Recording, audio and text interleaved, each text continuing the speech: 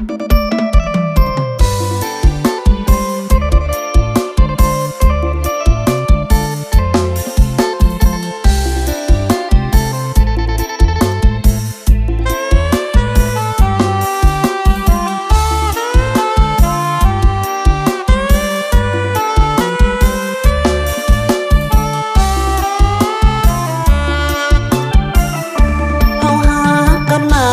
างนานหลายปีความหาสดชื่นสุขีมอบชีวิตทั้งใจและกายเป็นกำลังให้สองเฮาหักไปยันไปเพื่ออนาคตสดใสอยู่กันไปชั่วชีวาบายสองเฮาเรียนจบปริญญาตรีไอ้รอเพียงหลายปีส่วนคนดีสมดังใจมายความหักของเขาน้องนางก็ห่างเกินไปย้อนว่ามีผู้ใหญ่ของน้องเข้ามาพัวพันน้ำตานองนากันดาเจ้าบ่สงสารเป็นมือสังหารหัวใจไอ้น้องแก้มจันหักมาหลายปี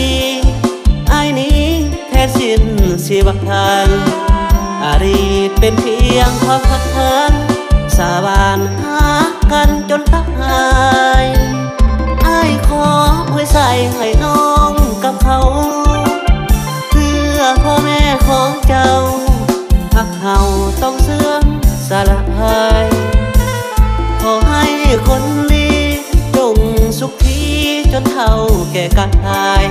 สองเฮาบ่มีความหมายหากันแทบตายเสียดายบุญน้อย